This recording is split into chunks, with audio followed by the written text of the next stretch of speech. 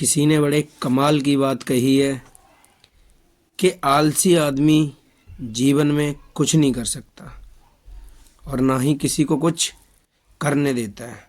Hello दोस्तों, मैं आपका मित्र अविनाश राजपूत आज फिर आपको ऐसी ही कहानी बताने आया हूँ कि आदमी के जीवन में अगर आलस नाम की चीज़ हो तो कुछ भी नहीं कर सकता। तो कहानी यह है कि कभी आलसी नहीं बनना चाहिए। चलिए तो हम कहानी स्टार्ट करते हैं। दोस्तों, एक शहर में एक बूढ़ा व्यक्ति रहता था। उसके 3 बेटे थे और वो बेटे बड़े ही आलसी थे। आलस उनके शरीर में होने के कारण उनसे वो बूढ़ा व्यक्ति बहुत ही ज़्यादा परेशान परेशान और चिंता में रहता था। लेकिन दोस्तों, उस व्यक्ति ने अपने तीनों बेटों को बड़े प्यार से समझाया, लेकिन उनके समझ में यह बात नहीं आई। वो समझाते समझाते थक गया, लेकिन उनके दिमाग में कोई ऐसी बात नहीं बैठी जिससे उनके समझ में आ सके। और एक दिन वह व्यक्ति चल बसा। उस बूढ़े व्यक्ति के मरने के बाद उसकी पत्नी, जो वो भी बुढ़िया हो चुकी थी, वो भी एक दिन उसने अपने बेटों से कहा कि कुछ काम धंधा देख लो, लेकिन उनने उसकी नहीं सुनी और वो जो घर में दाना पानी अनाज था उसको बना बना के अपने बच्चों को वही खिलाती रही।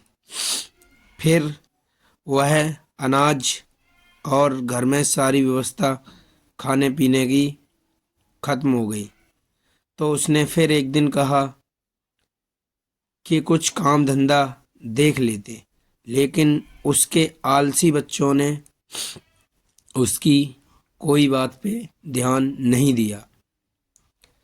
तो एक दिन सुबह वह बूढ़ी औरत उठी और रोने लगी दोस्तों। तो उसमें से दोस्तों उसका एक बेटा उठकर आया और बोला, क्या हुआ माँ? तो बोली कि बेटा, आज तुम्हारे पिताजी मेरे सपने में आए थे। दोस्तों, देखना उस औरत ने कैसा दिमाग लगाया अपने बच्चों का आलस दूर करने के लिए, क्योंकि उसे इस बात का पता था कि मेरे बच्चे ऐसे नहीं मानेंगे। तो फिर वो औरत बोली कि आज तुम्हारे पिताजी मेरे सपने में आए थे और उन्होंने मुझसे कहा कि अपने खेत में सोना चांदी पैसे सब कुछ धन छुपा हुआ है। तो वो उनका बेटा बोला, तो माँ इसमें रोने की क्या बात है? तो वो औरत दिमाग लगाने के बाद, सोचने के बाद बोली कि बेटा, मैं यह सोचकर नहीं रो रही हूँ कि सोना छुपा हुआ है। मैं ये सोच के रो रही हूँ कि सोना तो छुपा हुआ है, मगर उसे निकाल के लाएगा कौन? मेरे तो तीनों बेटे आलसी हैं और वो नहीं जाएंगे। तो अब मैं कहूँ तो किससे कहूँ जो मुझे निकाल कर दे? तो उसके बेटे यह बात सुनकर खेत पर गए और उन्होंने खुदाई करना स्टार्ट कर दिया।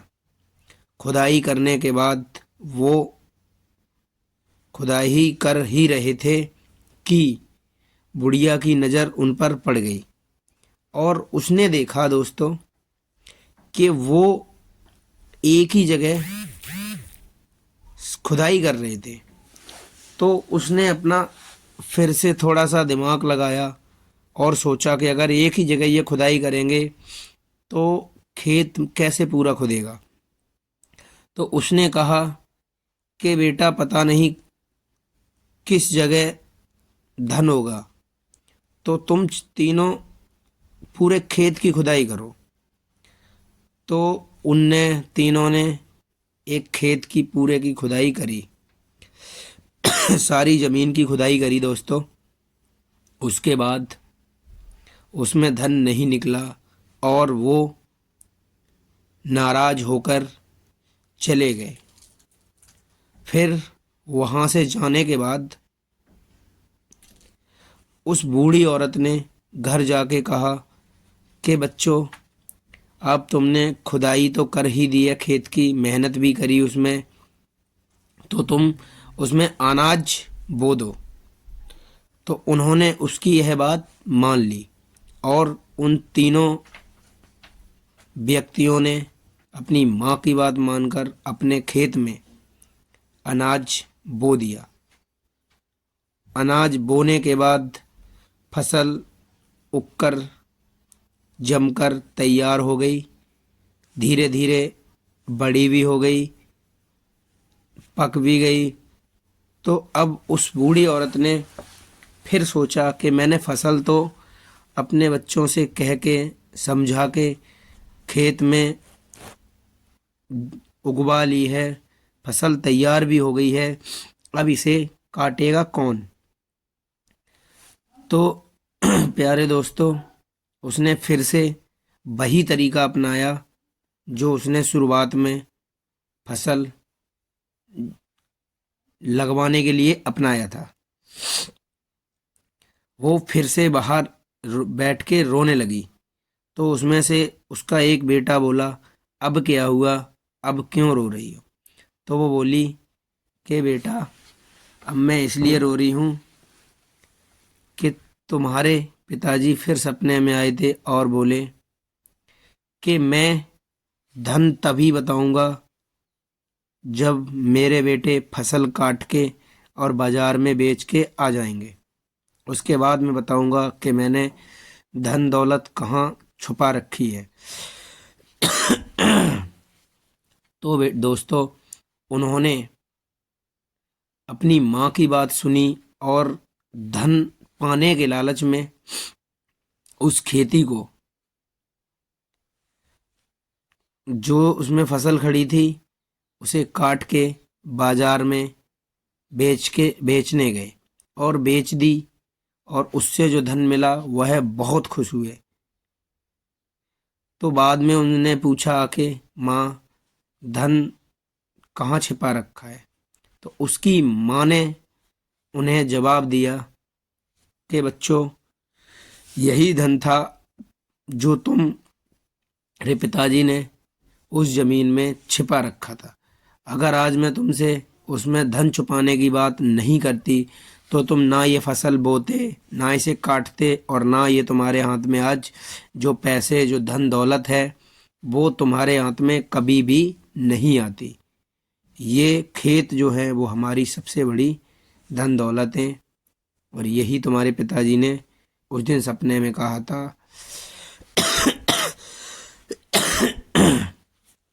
तो मेरे प्यारे दोस्तों, मैं आपसे यही कहना चाहता हूँ कि आप आलसी मत बनिए।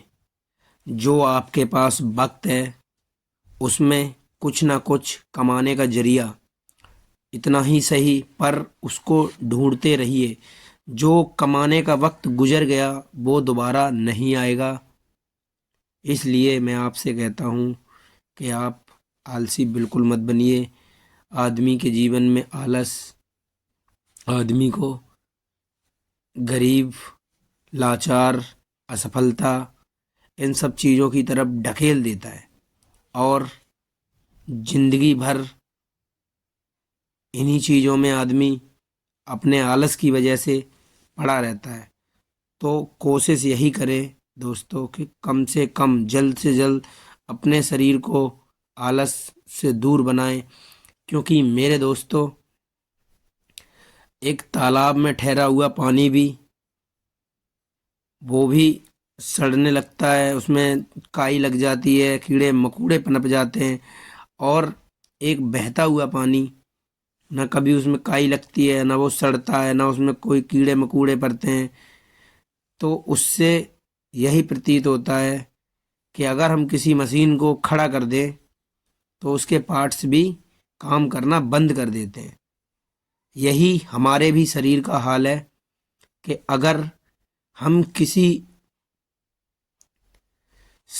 अपने शरीर को चलाना, मेहनत करना, ये सब करना बंद कर देंगे तो हमारा शरीर भी बीमारियों का घर बन जाएगा और हम भी जो कमा रहे हैं वो अपने शरीर में ही लगाएंगे। इसलिए दोस्तों अपने शरीर को हमेशा एक्टिव रखें, सही रखें। अगर आपको दोस्तों कहानी पसंद आई हो, अच्छी लगी हो, तो मेरे चैनल को सब्सक्राइब करें, लाइक करें और मुझे फॉलो करें। मैं आपके लिए ऐसी ही नई नई कहानियाँ लेकर आता रहूँगा और आपको कुछ ना कुछ सिखाता रहूँगा। तो कहानी ख़त्म करता हूँ यहीं, मिलते हैं अगली कहानी के साथ। जय हिंद, जय भारत।